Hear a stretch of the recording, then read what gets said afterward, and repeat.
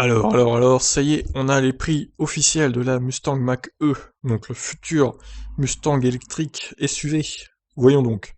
Après avoir annoncé le prix de base du modèle, il y a quelques semaines, la marque américaine vient de lever le voile sur l'ensemble des tarifs et équipements de Ford, du Ford Mach-E, donc Mustang Mach-E pour la France. 48 990 euros, c'est la somme qu'il faudra débourser pour acquérir un nouvel électrique de Ford dans l'Hexagone. Alors attendez, parce que là, on me dit dans le tableau 49 990. C'est 48 000 ou 49 000? On sait pas là. Putain, mais relisez-vous, sur Automobile Pro, c'est pareil. Bon, bref, continuons quand même. À ce prix-là, vous n'aurez droit qu'à la petite version qui est en 2 roues motrices, associée à un bloc moteur de 269 chevaux, à une batterie de 76 kWh, cumulant jusqu'à 440 km d'autonomie.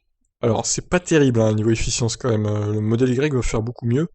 Et la modèle 3 fait largement mieux que ça, un cran au-dessus, la déclinaison 4 roues motrices affiche la même puissance, mais avec une facture portée à 56 500 euros et une autonomie réduite à seulement 400 km. Oh mais c'est extrêmement décevant en fait. Arrive ensuite la grosse batterie de 99 kWh avec deux configurations moteurs. En 2 roues motrices, la première annonce 610 km d'autonomie, 294 chevaux de puissance et un tarif de 56 500 euros.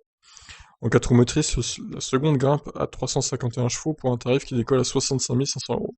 Donc vous avez évidemment le résumé en tableau ici. Ouais, c'est pas terrible, hein, niveau efficience, je suis un peu déçu, je m'attendais à mieux. Surtout pour la version 4 roues motrices qui perd 40 km d'autonomie quand même. Et qui voit son prix augmenter de 7000 euros. Donc en résumé, voilà, c'est ces versions-là qui auront un bonus de 3000 euros du coup. C'est bon, c'est pas si mal pour le coup pour... attendez, mais ah, la version 99 kWh propulsion est au même prix, du coup, que la version 4 roues motrices avec 76 kWh. Et en plus, elle est plus puissante. Ah bah, moi, quitte à choisir, je prends celle-là, hein, clairement. Elle a 210 km de plus, et elle est au même prix, et voilà, 53 500 euros, du coup, bonus déduit. Je trouve que les versions 4 roues motrices, elles sont très très chères par rapport à la version propulsion. Mais bon, après, ça n'engage que moi. Alors, les équipements. En matière d'équipement, les dotations sont en fonction de la configuration moteur. Équipées de jantes 18 pouces à 5 branches, les versions 2 roues motrices bénéficient notamment de l'écran tactile 15,5 pouces, d'une instrumentation numérique 10,2 pouces, d'un chargeur sans fil pour mobile, d'une caméra de recul, d'une clim bizone, de régulateur adaptatif et du dispositif de maintien dans la voie. Alors ça fait suite du coup à la news comme quoi la conduite autonome serait louée avec un abonnement de 600 euros, 600 dollars pour 3 ans, si mes souvenirs sont bons. Donc à voir s'ils vont faire ça en France. C'est pas précisé dans l'article en tout cas. Montées sur les jantes 19 pouces, les versions à transmission intégrale reçoivent le même niveau d'équipement et ajoutent les feux de route automatiques, les phares full LED, les sièges avant réglables électriquement et un kit carrosserie spécifique. Oui, c'est aussi pour ça du coup qu'elles sont beaucoup plus chères, elles ont plus d'équipement. Bon, ça paraît logique du coup. Arrive enfin la série limitée First Edition, facturée 69 500 euros et basée sur la batterie 99 kWh et la transmission de 351 chevaux. Celle-ci intègre l'ouverture main libre du coffre, l'auto panoramique, la conduite autonome, l'active Park Assist et le système audio BNO à 10 haut-parleurs avec la barre de son intégrée à la planche de bord.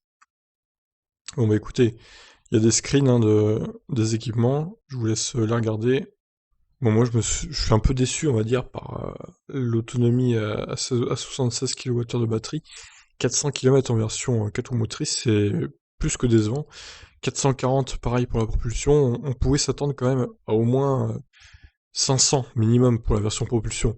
Alors qu'il n'y ait pas 500 km avec la version 4 roues motrices, je comprends bien. Mais là, quand même, 400, je trouve que c'est un peu light. Bon, après, la bonne surprise, entre guillemets, c'est plutôt cette version-là, du coup, qui est au même prix que la version 4 roues motrices, et plus puissante, plus d'autonomie, largement plus, 210 km de plus, c'est pas rien quand même, hein. Donc si vous devez choisir une de ces 4 versions, je vous conseillerais plutôt celle-là, si vous n'avez pas besoin d'une voiture qui a 4 roues motrices, évidemment. Donc voilà, bah écoutez, je vous laisse réagir sur ces prix, qu'est-ce que vous en pensez vous? Allez, ciao.